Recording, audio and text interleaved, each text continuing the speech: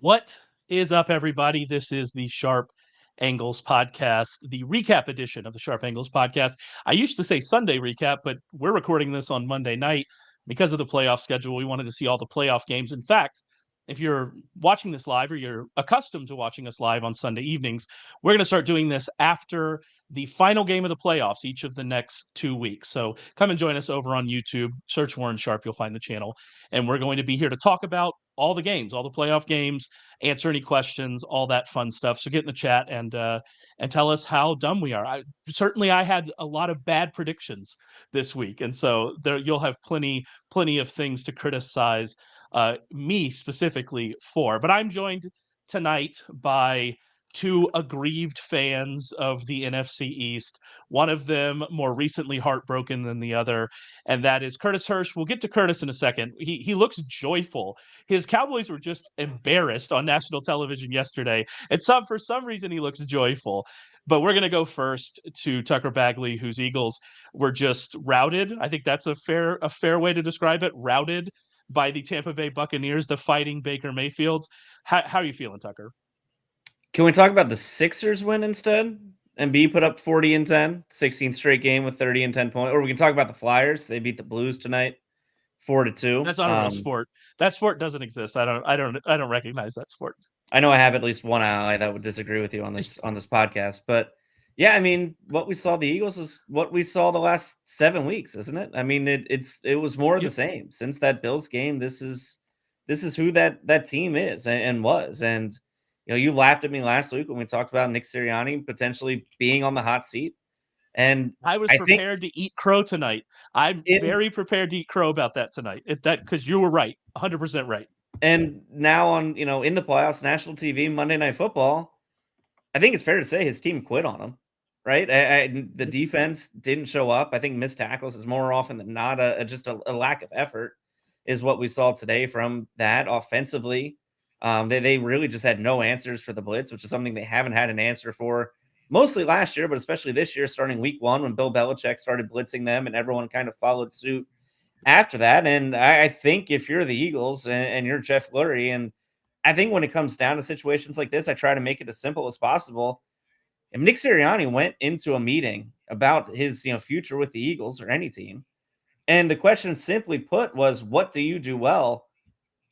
I don't know if there's an answer, right? Like he's not good at scheming up an offense. He can't call plays. He had to have that, taken away from him 2 years ago. And that's been handled by the offensive coordinators ever since. And clearly the locker room and the culture that he's established over his 3 years, with the Eagles has completely fallen apart. Like I just, there's zero reason for this guy to get the benefit of the doubt. It's not a normal thing to lose 6 or 7 and to be this non-competitive for most of that stretch. And I think right now, Nick Sirianni is still the head coach by, Thursday, Friday, or the next time that we all meet after the divisional rounds, I would be shocked. I really would.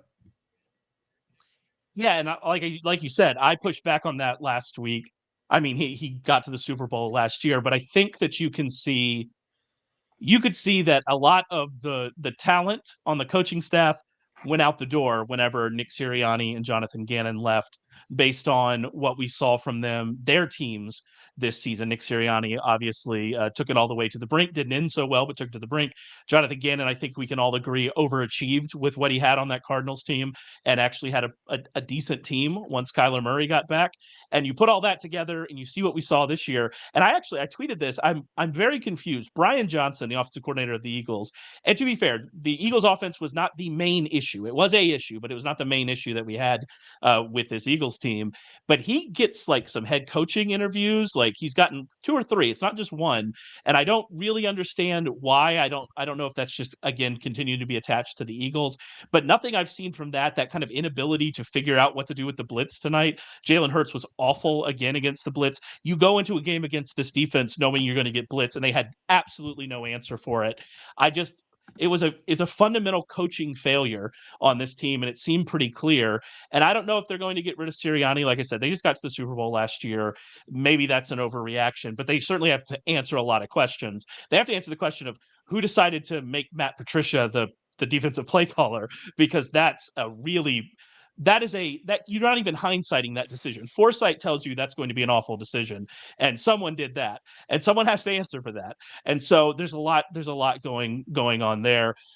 Curtis, I guess I'm going to give you a little bit of time here to just gloat a little bit about how happy this has made you. But I think we should talk about the Bucs. We came in talking about the Eagles, and if Bucs fans, you get mad at us, we came in talking about the Eagles because that's Tucker's team, and we need to let him vent so he can really get We into can it. But talk. the Bucs side of this is really impressive. They beat this Eagles team. I would have picked them to win this game if I thought that Baker Mayfield was healthy.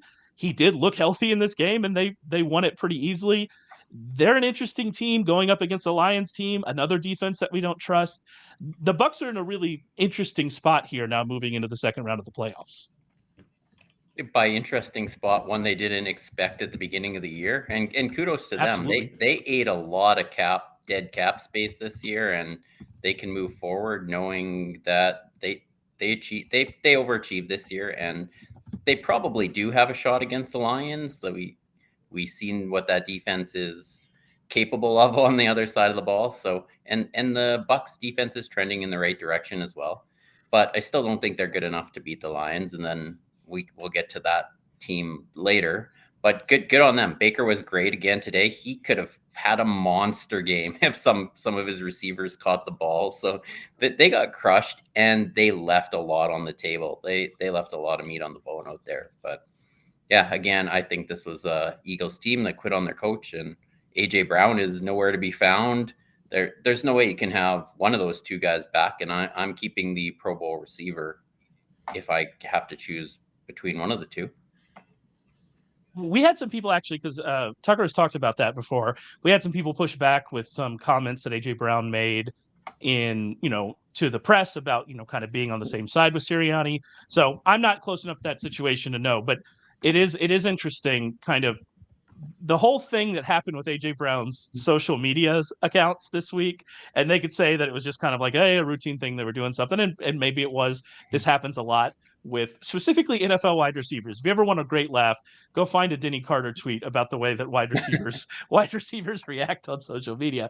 But yeah, so like it seems like there's something there. It seems like there's something wrong in that team. And Tucker, I think you really made the point that the tackling that we saw tonight that's not a talent thing. That's not a you weren't in the right spot thing. That's a just I don't really care kind of thing. And that's tough to explain away as a coach. I guess, turnabout's fair play. If we're talking about the Eagles and their failures, it only makes sense, Curtis, to go right to your Cowboys and what happened to them against the Packers. Jordan Love was very good in this game. Great. We'll talk about the Packers here in a second. But just like we did with the Eagles, I'm going to give Curtis a chance here to talk a little bit about his Cowboys, a Cowboys team that still somehow has not fired Mike McCarthy when we're recording this on Monday night, and I'm not sure how that's possible. Yeah, that's a good question, and I'm less down about that than I probably have been in the past. I know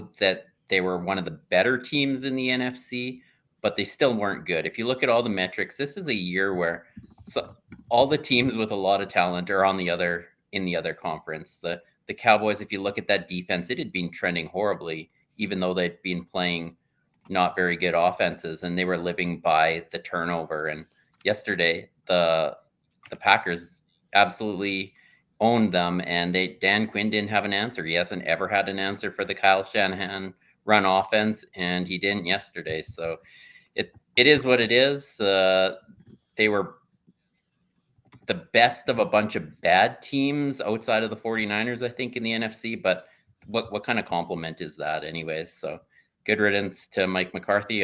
If they don't move on from him, I don't think I can be a fan anymore. We'll go from there. Yeah. And Good. Dak needs to be better at some point in time. And I don't hate Dak, but at some point he has to put the team on his shoulders and win a game. And never really saw, if anything came out, what him and CeeDee Lamb were, why they weren't on the same page early on in the game, or what was going on there. But at some point, if he wants to be considered one of the league's best, he's got to put the team on his shoulders and win a big game. That's true, but I mean, like, they didn't put him in a good position either with the game plan. And so it's hard, like, how angry are you going to get at if they're going to come out and just kind of like dawdle through the first quarter and end up in a bit of a hole, then how angry can you get at Dak? Yeah, Is agreed. kind of Rico where I Dowdle on 2nd and 10 multiple times in the first quarter. Like, what are we doing? I didn't even mean that pun. So there you go. That is perfect. Yeah, like I don't know how much you can put on Dak, and I'm not going to revisionist history and go back and say, he had 400 yards. Yeah. He obviously played well. Like, that's revisionist history. That is not what we saw here. He had costly turnovers and certainly played his role in this defeat. But also, you also have to say on the other side of it is that he wasn't put in the best position by the way that they approached the game at the beginning of the game. And I think that's, and by the defense's failings and all of that. So a lot of blame to go around. If Mike McCarthy is still the coach of this team when we're talking next week, I would be absolutely shocked.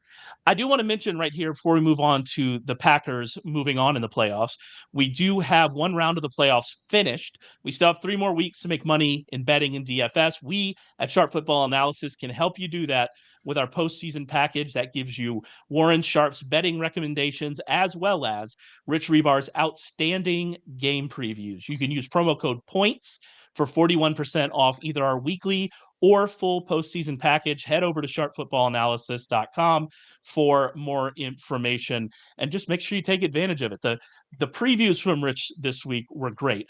The one game that he and I'm assuming you, Curtis, from a fantasy perspective, absolutely got wrong was this Cowboys-Packers game.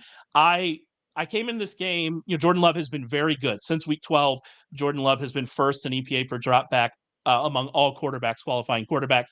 His 16 touchdowns, just 1 interception. That's how he closed the season. He had been very good. But his one bad game came against the Giants defense that does a lot of the same kind of things that Dallas had been doing when they were good. And so I came into this game expecting Jordan Love to struggle, and I was wrong. Tucker, Jordan Love was outstanding in this game. He has now been outstanding for a very long time. I mean, at this point, Jordan Love's just a good quarterback, and the Packers now have just yet another good quarterback. They've yet again made another quarterback transition that looks like it's working out for them. Yeah, just rinse and repeat, right? I mean, this is just what the Packers do. And I just think it's really interesting when you look at Jordan Love, and you mentioned he's a good quarterback. It's just, I think it's weird when he gets compared to guys like CJ Stroud or Bryce Young or the young quarterbacks. He's in his 4th year, right? Like, he should be compared to Joe Burrow. He should be compared to Jalen Hurts. He should be compared to these guys who have been in the league as long as he has. And I know he didn't have that opportunity, and you can't fault the Packers for sitting him behind a guy who won 2 MVPs with him backing him up. But yeah, you look at what he's done over the last 9 or 10 weeks and the way he's kind of carried this offense and really let them, kind of blossom. I mean, he was 16 to 21, 270 yards, 3 touchdowns. He was in control that entire game. And for a guy who was making his first postseason start in the NFL, the moment never looked too big for him, right? Going into a game where you were that big of an underdog in a stadium where the home team hadn't lost in 16 straight games, for him to show up and, basically just have control of the game from the kickoff until the end. It's as impressive as the performance we've seen in this postseason so far. Yeah, I agree. And I think, and Curtis, you brought this up in kind of the Google Doc we have where we kind of talk about some ideas.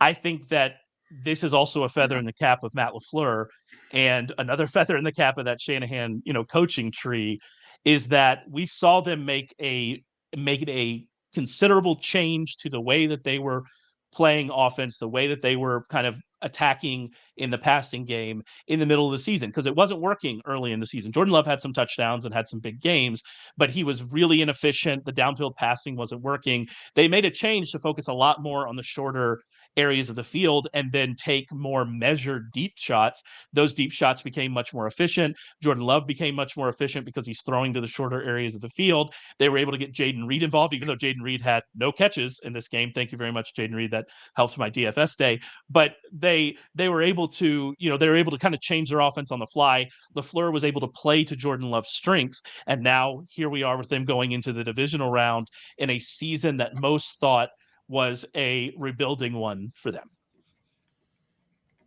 Yeah, and you look at some of the weapons that they've done it with as well. That's being all first-year wide receivers, 2 rookie tight ends, and they continue to just roll. Whatever person they put on the field, they make it work. So I just hats off to Matt LaFleur on being able to change on the fly and recognize that what they were doing early on in the year, just throwing up some prayer balls and either striking a 50-yard play or going 3 and out, wasn't going to be sustainable. And to change it on the fly like this, like it was incredible to watch. And again, they had all receivers this year with one or less years of experience, and they had Love finished with the second most touchdown passes, finished a playoff game with a near perfect quarterback rating. It's been incredible to watch, and I think we have to start taking notice of that trend of good coaches coming out of that tree and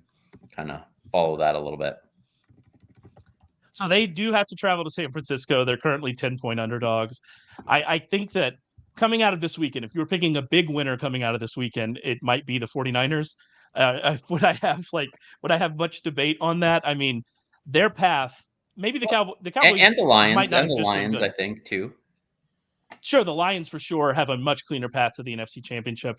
But I think if you look at that Lions defense, and we could talk about that here in a second when we get to the Lions-Ram game. If you look at that Lions defense, I just have no faith whatsoever that Lions defense is going to be able to hold up against this 49ers offense if it's healthy and if Christian McCaffrey is healthy, which that is certainly a question that we have to answer.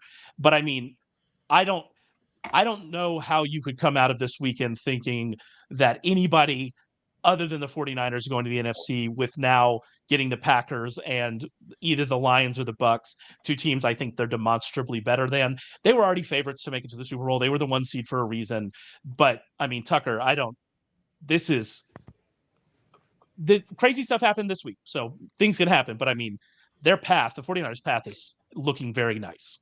Yeah, I mean, I don't remember a time where it felt like so one-sided, so lopsided in favor of the number 1 seed, and maybe coming off a bye week, there's a little bit of rust, or maybe you mentioned Christian McCaffrey's dealing with the calf injury, which I don't think will be a factor, but we talked about a couple weeks ago. Like he dealt with a lot of soft tissue injuries in Carolina, and they tended to linger a lot longer than for some other guys. Like that just might be a Christian McCaffrey thing, and it might be an issue, next week against Green Bay. But yeah, I mean, we're entering a point of the postseason where San Francisco at home. I don't have the line in front of me what they're favored against. It's 10, and if they win that game, they're favored by probably at least a touchdown. Should be against probably 7. Detroit or Tampa Bay in the NFC Championship game. I mean, right now the odds of them making it back to the Super Bowl, I don't know. Even though Detroit had an emotional win, even though Green Bay looked really impressive against Dallas, I don't think anybody could pick either, any of these teams to compete with San Francisco in Santa Clara the next 2 weeks. And this is a great time to bring up that Lions-Rams game and kind of go into that. The Lions come away with the win. They win by 1 in a very emotional game, obviously, with Jared Goff playing his former team, Matthew Stafford coming back to town, Josh Reynolds living revenge game narrative street, Josh Reynolds was. And so it was a very emotional game. It looked like it was going to be just a 42-40 kind of game. It didn't end up that way. The defenses did, I guess, stand up a little bit in the second half. But this is a big win for the Lions, a great win for the Lions, a great win for this organization. I don't want to take anything away from that.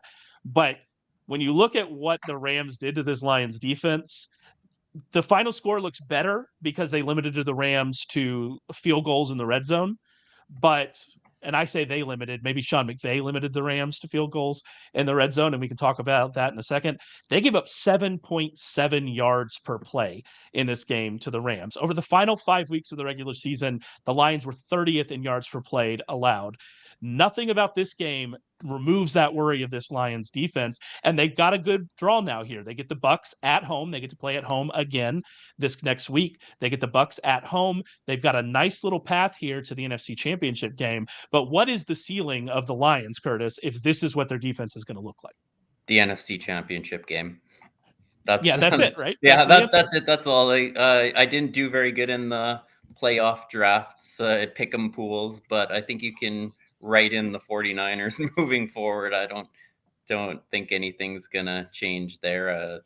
something drastic would have to happen. And I think Brock Purdy could even throw 2 touchdowns and beat every one of the teams that's left in the playoffs. So until the Super Bowl. But yeah, like you said, the Lions defense is a problem, and I think that's going to get exposed, and they can't score enough points against a 49ers team to beat the 49ers. Crazier things have happened. Maybe Aiden Hutchinson can cause some chaos, but I think there is one team that could cause enough pressure to give them a 25% chance of losing, and that was the Cowboys. And, well, we're not ever going to see that. Yeah, that didn't work out. No. Producer Matt has put in the chat that the NFC Championship odds, 49ers minus 185, rightfully slow. Lions plus 330, Buccaneers plus 950, Packers plus 950. That tells you all you need to know about who Vegas expects to play in the NFC Championship game next week. I think we should talk about Sean McVay. Tucker, is he ever just going to learn how to manage games and not waste timeouts and when to go for it on 4th down and not leave his teams in these positions? I don't know. He's obviously a very, very good coach. This continues to just affect his teams. It felt like he's what held back the Rams offense, right? And it felt like that watching the second half where they were finally, gaining traction, and it felt like they were coming back, and their defense played well in the second half. They only allowed 3 points to the Lions, but it just felt offensively like he was the one holding them back, not the defense of the Lions, who you mentioned gave up 7.7 yards per play. Puka Nacua had 181 yards receiving, which set a rookie record, and just felt like every time they got in the red zone and they had a chance to, put their foot on the gas pedal and really try to make their mark and, get back into it, they pulled back and they settled for field goals, and they settled for, just really weird play calls, a lot of, fades to Cooper Kupp in the end zone that I just don't necessarily love. And I mean, this is a guy who's won a Super Bowl, who has coached in, the biggest games. And in one of them, he had a guy in Cooper Kupp who had an unbelievable game. And another one, his offense put up 3 points, although maybe it's because Brandon Cooks dropped a couple touchdowns. But at this point, when you look at Sean McVay and what he's done, I don't think there's any doubt. He's a fantastic schemer. He's great at play calling. His offenses consistently deliver. I thought this year might have been his best coaching job from start to finish based on what we thought this Rams team could be in the preseason. I look at what he's done now and you wonder, can he coach and win in a big game? Even though he already has, I don't know if he can do it again, which is weird to say, but I don't know. After 7 years of this, it's clear that this is just who this guy is. Yeah, you said you had a stat for it, Tucker?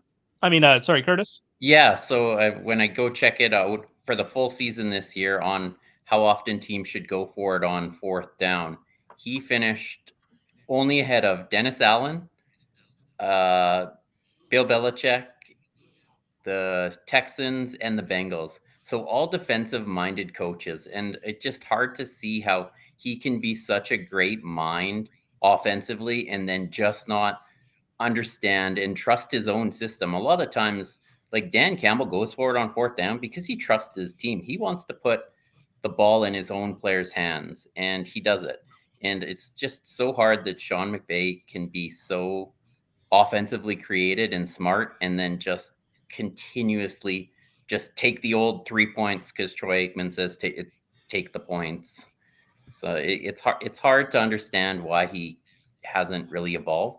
Even Matt LaFleur and Kyle Shanahan have changed their ways a bit over the last 2 years. I know they used to be very conservative as well, but they've added a new layer in there.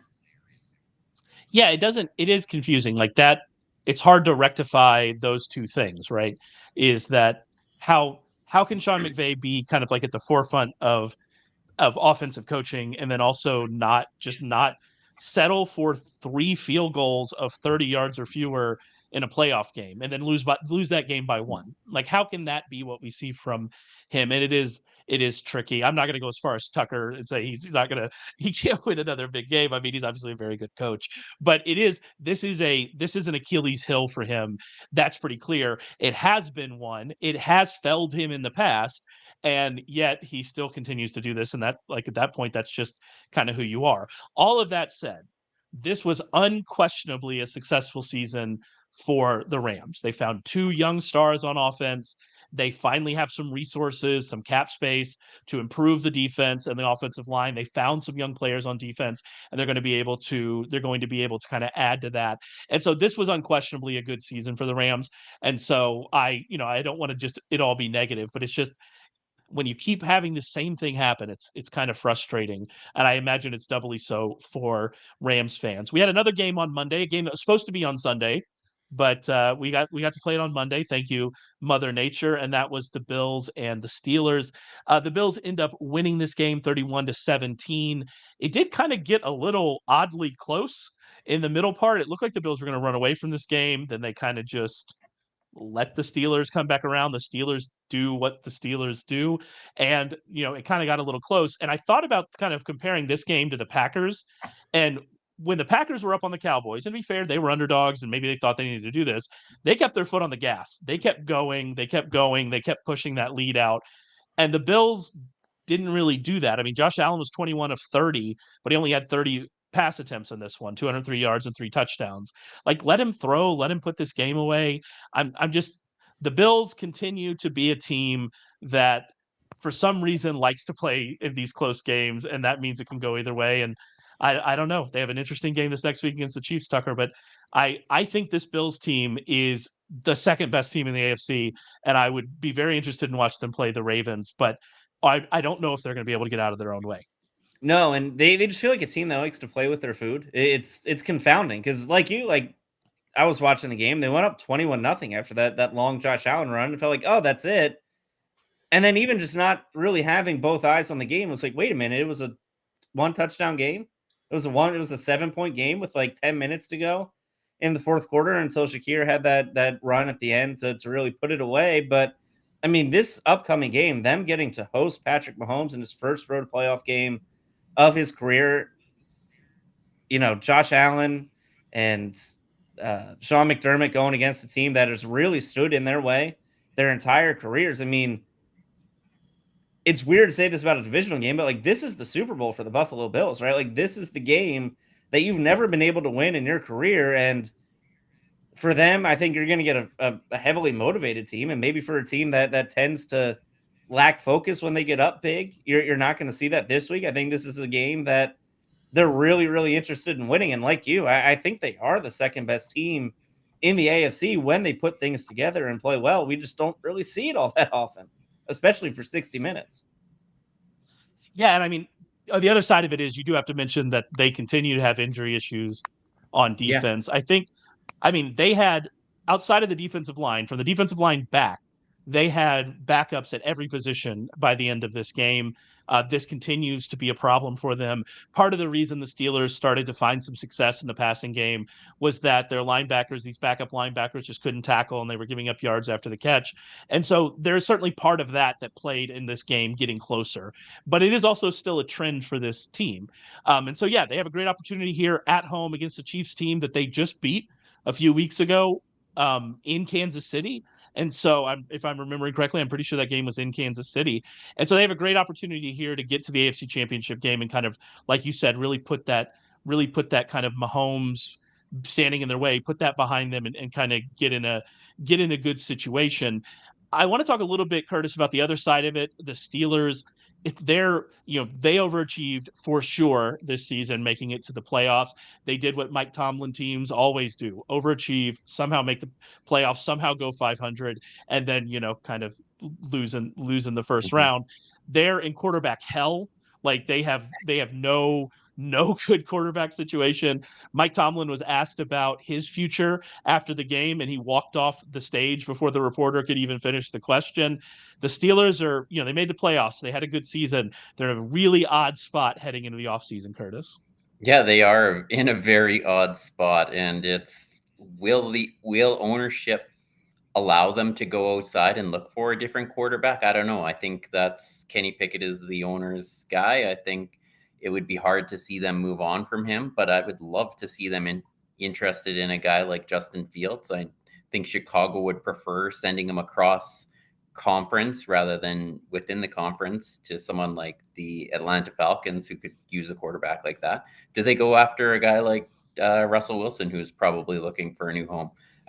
you just can't. Kenny Pickett isn't the guy. I think we saw that today when they opted to play Mason Rudolph over him, who is not the guy either. But they have a problem, and they have a problem too where they just want to run the ball on first down every single time. Like that game started, they were down 14 points, and Najee Harris touched the ball on first down every single play until they're down 2 touchdowns. And they need a little bit of a philosophy change.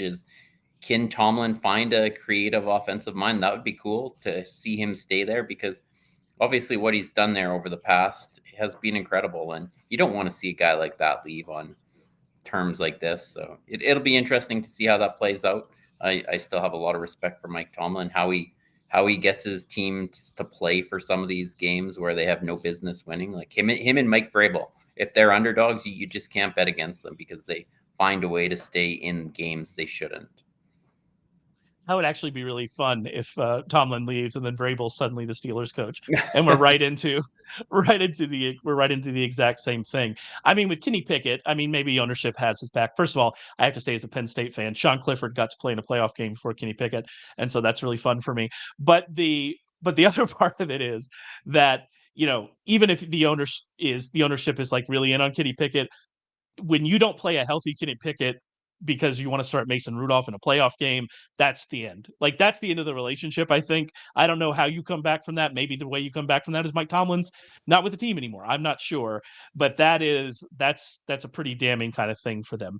We mentioned that the Bills get to play the Chiefs. The Chiefs got beat out the Dolphins on Saturday night in a game that was unbelievably cold. Like, some of the videos that we saw, some of the pictures we saw coming out of that game, I'm not sure how they even played it. The Dolphins really didn't play it. They scored 7 points on a long Tyreek Hill catch, and that was about it. It looked like Tua had 19 layers of clothes on. He was certainly not happy about being out there in that weather. I think some of the more interesting things to take out of this game is about the Chiefs offense. And we saw this. Andy Reid mentioned this late in the season, and we saw this develop. But if you look at their offense, they had 24 carries for Isaiah Pacheco. They had 22 targets to Travis Kelce and Rashee Rice, and that's it. Those are their 3 good skill players. They know that. That's who they're going to go to. I don't know, though, Tucker, is that enough for them to keep up with the Bills, or if they're able to beat the Bills, keep up with the Ravens offense? I mean, their defense is good, but I'm not sure that formula is going to be enough for them to get where they want to go.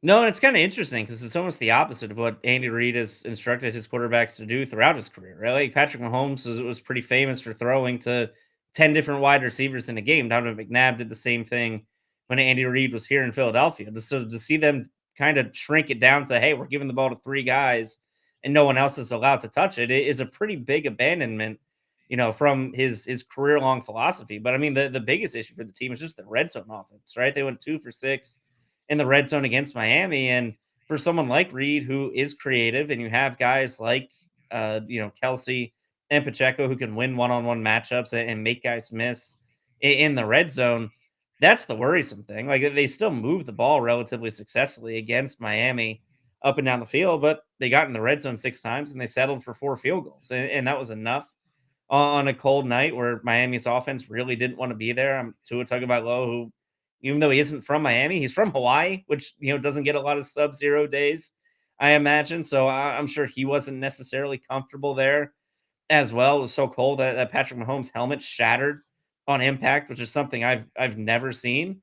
But moving forward, if this team doesn't figure out how to either score with explosive plays, which is something they haven't really been able to do all season, they have to figure out how to score in the red zone. And that's something that I think is really their biggest concern moving forward against teams who will be able to score on their defense, more than the 7 points Miami mustered on Sunday or Saturday. I want to be clear also that I'm not taking a shot at Tua about his clothing attire. I am from South Texas, where it is currently as cold as it gets in South Texas. The high today was something like 25 degrees, and you would think that we are on the ice planet Hoth. Based on the clothing you see when you go out and about to the grocery store or wherever you go. People are losing their minds. They're in full ski parkas and snow boots out on a ground that is completely dry. So I understand if you have not lived in those environments, I understand why you would be bundled up the way that Tua was. We're going forward. The Chiefs are 2.5-point underdogs in Buffalo next week. AFC Championship odds as they stand: Ravens plus 120, Bills plus 245, Chiefs plus 290, and then Texans plus 1,000. We'll get to the Texans here in a second. I do want to kind of do a postmortem here on the Dolphins and kind of how we view their season, Curtis. Like, on the one hand, they made it to the playoffs. For a long time, they were the 2 seed. They looked like they had a chance for the 1 seed.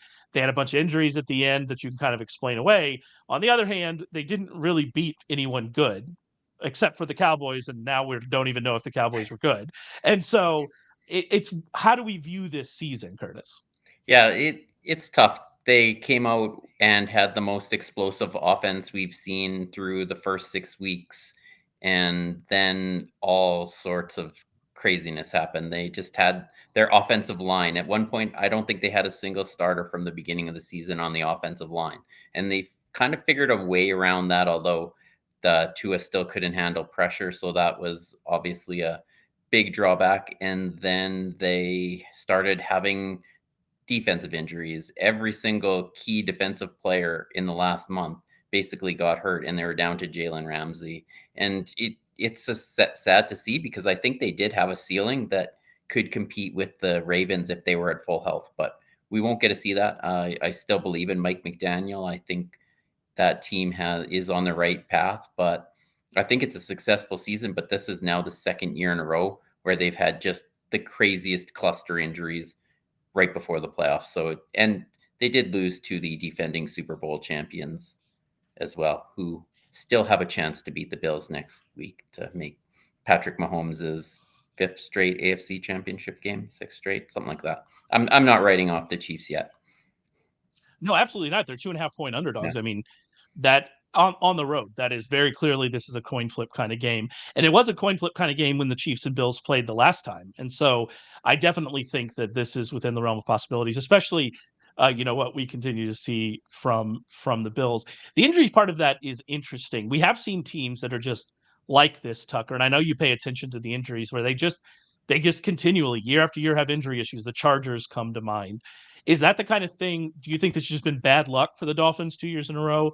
Or is this the kind of thing that maybe there's something in their system, the way that they approach practice or strength and conditioning, that maybe has kind of led to this? No, I think it might just be bad luck. And I hate to attribute things to luck, because that's not necessarily good analysis. But I mean, this is a team that entered this week with like 2 healthy edge rushers, right? They had to sign Bruce Irvin and Malik Reed off the street, just to fill out their 53-man roster heading into the week. I mean, they had nobody, and I don't know what kind of strength and conditioning or practice regimen or anything can just keep you guys from Achilles snapping, right? Like, that's going to happen. It's going to happen. It'd be one thing if they're dealing with lots of soft tissue injuries, if they're dealing with lots of fatigue related injuries, things like that. But when it's tendons, when it's things like that, like I just don't know what you can do. Like, things like that tend to me, they seem like just bad luck. And for Miami, I mean, it was different players than it was a year ago, right? Like, last year they went in with a 3rd-string quarterback starting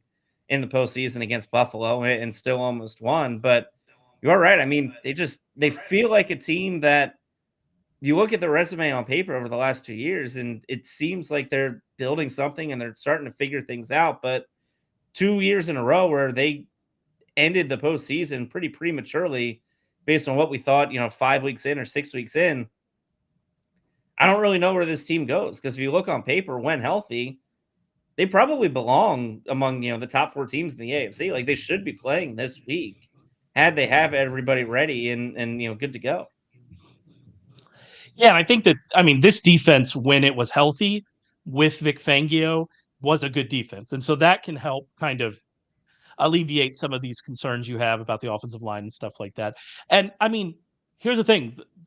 There might not be any really good teams this year except for the Ravens and the 49ers. And so the Dolphins certainly could have been in this conversation. But I do think it's interesting now that we're kind of here into another season of questioning whether this team can punch up, questioning whether this team can really compete with these. And the only way the Dolphins are going to end these questions is by doing it. Next season coming out, and doing it. And so we'll just have to see, kind of where we go. The last game to talk about here was actually the first game of the wild card weekend. Our Saturday Kings. They had to play on Saturday again. If you want to watch a Texans playoff game, the good chances are it's going to be on a Saturday, and that is the Texans, who routed the Browns. CJ Stroud had a great game, again, on limited passing attempts. Joe Flacco threw 2 pick sixes. The real Joe Flacco kind of showed back up, and the Texans were able to win, and they set up a matchup with the number 1 seed Ravens next week in Baltimore on Saturday. They are 9.5-point underdogs for that game. So it's going to be a rough situation. However, this is a really good win, Curtis, for the Texans, and another really good performance from CJ Stroud, who is kind of staking his case here. And I haven't done the legwork. I haven't gone back through every rookie quarterback season that has ever happened. But like, we're talking about, if not the best, one of the best rookie quarterback seasons that we've ever seen here from CJ Stroud, who, by the way, went number 2 in the draft. Yeah, I think we can just proclaim it that because he went second overall. I think we can go compared to his peer that went number 1 overall. But yeah, I did not see this game coming against the Cleveland defense. So you can talk about the Cleveland road and home splits all you want, but I did not see them coming out and actually trusting Stroud to throw the ball, and they did early. And he even had to Dalton Schultz dropped a for sure touchdown early in the game, and he didn't get phased by that and just came out and kept chucking, and they absolutely looked great. And I know my playoff pools, I didn't think that was gonna be the case, and yeah, proves me wrong again. And thank goodness there's a second chance in some of those playoff pools. But he's had a great season. And I mean, I don't think the defense is going to do him any favors against Lamar Jackson, but how can you bet against this kid now? We've been betting against him all since he was drafted number 2, and he just continues to prove he is unreal. And yeah, I think it is probably one of the best rookie seasons we've ever had. I don't remember how far Robert Griffin got, or he got hurt in his first playoff game. So yeah, so he's on that list. Herbert's on that list. Cam Newton's kind of on that list because of his rushing, but he didn't have a great passing season. Yeah, and that's in recent memory. Obviously, we'd have to go further back. There have been some good ones, but this is right up there. And I don't know who we've been betting against him in. CJ Stroud is the quarterback. The general public of sentiment. Sorry. Yeah, fantasy crowd until about week 3, and then yeah, the fact that he went second overall, I didn't have him as a favorite this week. Yeah, CJ Stroud was, I like, of all the things, and sometimes we get things wrong and we get things right, and I like to talk about the things I get right.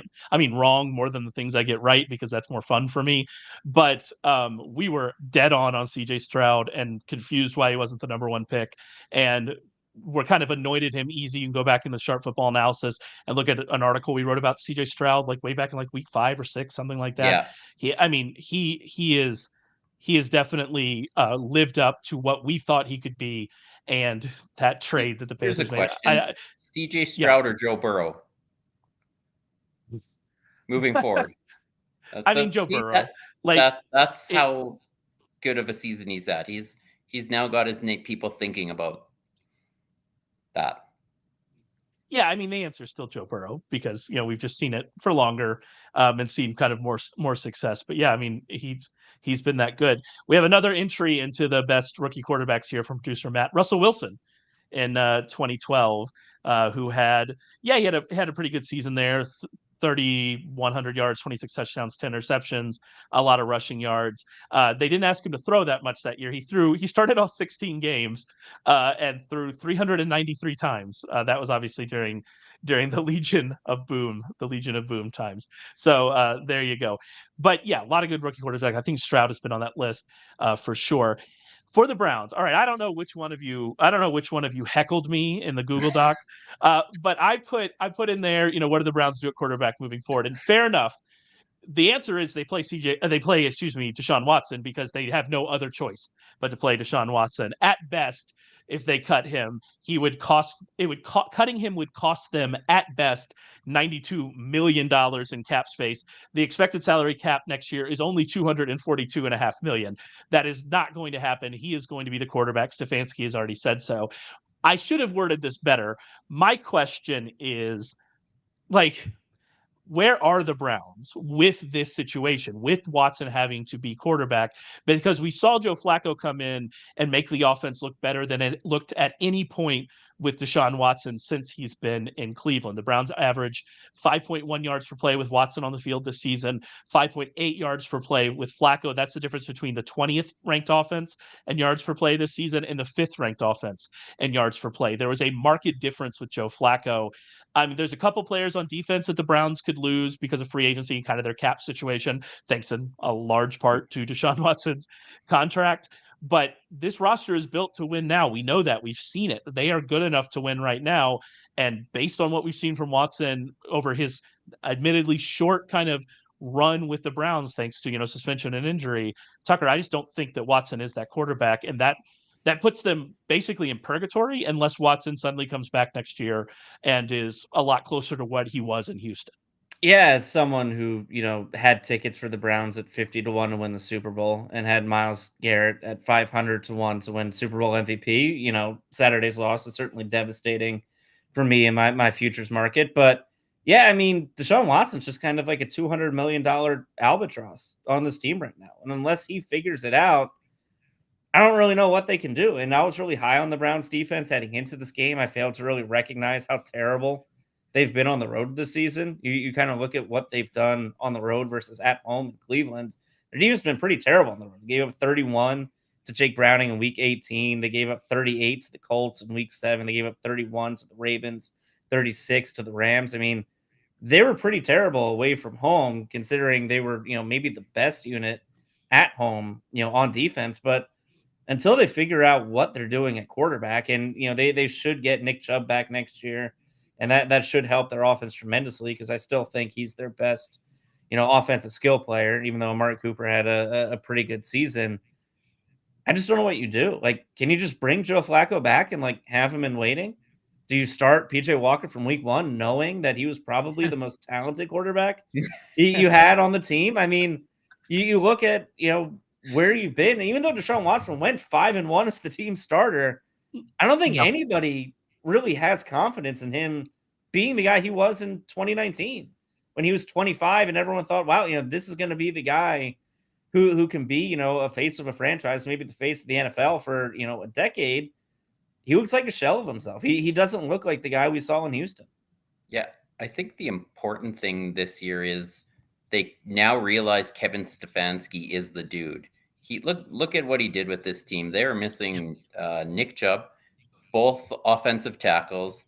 They had to find Joe Flacco off the couch, and they still made it to the playoffs. And I don't think in any other year you can go back and look and you see the Browns, and they would find ways to probably win 0 games this year, and they still put a winning record together. Kevin Stefanski is a really good coach. He's won Coach of the Year. Like, he was on the hot seat at some point in time because of the Deshaun Watson thing. He did go 5-1 with Deshaun Watson. I think the Browns will be okay because they have a coach that can figure out how to win with what he has. Things didn't go well for them, and he just he got a game plan and he figured it out. Joe Flacco, he's going to turn the ball over, but he made enough good plays and aggressive plays to kind of hide that fact. And well, no one can really win with PJ Walker, so I guess that was the losing stretch there during the middle of the year. But is Deshaun Watson going to be what he was in Houston? Probably not, because I don't think he can read the game. It's kind of like the Russell Wilson thing. The game has changed since they were really elite, and I don't think he reads the game as well. But I think the head coach can find a way to just kind of hide him enough till they can get that contract off the books at a more reasonable number. And is that 1 year? Is that 2 years? He's definitely going to be there next year, and probably at least 2 more years. Guaranteed contract. It's not great. I'm really interested in the listeners who haven't been with us all season, who have no idea what this PJ Walker bit is. But Not a we bit. have a tip. We have a. It's not a bit. We have a Temple grad, I believe, in our midst who is going to defend PJ Walker to the end. But yeah, I mean they're stuck. They have nothing to do. I do think the Nick Chubb point is really important because Nick Chubb, when healthy, that was a really bad injury. We'll have to see when he comes back. Nick Chubb, when healthy, is a one-man offense. He is the best pure running back in the league. I stand by that. We saw what happened to all of the running numbers in Cleveland, how much better he makes an offensive line look because of his ability to find the hole, to hit the hole, to make yards for himself. We saw how inefficient the Browns' running game was without him. And you mentioned they had offensive line injuries. It wasn't just the tackles; they had offensive lines. Throughout Batonio, had to dismiss rumors he was going to retire based on all the injuries that he had. And so they had injuries on the offensive line for sure. But Nick Chubb is the driving force of this offense when healthy. Because I love watching him play, and I think he's one of the best running backs I've ever seen. Like honestly, from just a pure running perspective, I'm really happy and excited to see him come back healthy, and hope that he comes back healthy. And if he does, this is a different offense. And so maybe that's what we're going to see. Maybe that's the next step for this team. Is just Nick Chubb being healthy. Do you remember, Tucker, what exactly the injury was? Because it wasn't great. Was it ACL and MCL? Is that that's It for was some both. reason ringing a bell? Yeah, it And was that both. Yeah, it wasn't just the ACL. it's tough, but we're hoping for the best. I love you, Nick Chubb. You are my favorite. All right, Super Bowl championship odds as we stand right now, recording this late on Monday night, early Tuesday morning in some parts of the world. We have the 49ers plus 175, Ravens plus 290, Bills plus 500, Chiefs plus 700, Lions plus 900, Texans plus 2200, Packers plus 2200. Still no respect. No respect for the Packers and the Texans. I think that's probably fair there. I don't know. Bills plus 500. This Bills team, if this Bills team beat any other, and the Bucs plus 2,500. That came out late. Thank you, Matt. Bucs plus 2,500. If this Bills team beat any other team, I'd be like, sure. If they lost to any other team, I'd be like, sure. So why not? Plus 500, take a shot, see what happens. Y'all like any of those odds? Any of them stand out I to agree y'all? with you. I think the Bills are just. I feel like every week we talk about it. They're just such a high variance team that if they can figure things out for the next 2 or 3 weeks, they can hang with anybody. And we kind of got the full Josh Allen experience today, where he's a big play waiting to happen anytime he has the ball in his hands, whether that's running or throwing or avoiding the blitz. I mean, he's as dynamic as any quarterback in the NFL, but he also makes enough mistakes to keep the opposing team in the game. Yeah, that's it. That's where we are, right, Curtis? Do you like anybody else? Anybody other than the Bills that you really like? There's a bet. Oh, I don't like the Bills. I'm a Bills Hey, stater. we Hey, almost got everyone him knows in. that. Come on. The 49ers at plus 170. I'm probably making that bet now and just buying back the AFC team once the Super Bowl comes. It just seems like too high of odds for a team that probably going to sleepwalk their way to the Super Bowl. Yeah, No I think offense that's a to good the point. Lions fans. I apologize. Yeah, no, I think it's a good point. Like we are this convinced that the 49ers are going to make the Super Bowl. First of all, you just bet on them to win the NFC. You're going to get actually the odds are worse. Yeah. If you're this convinced that the 49ers are going to make the Super Bowl, then you make this bet. They're definitely not going to be plus 175 on the money line with whomever they play in the Super Bowl. So I think you're right. I think that might be a good path as well.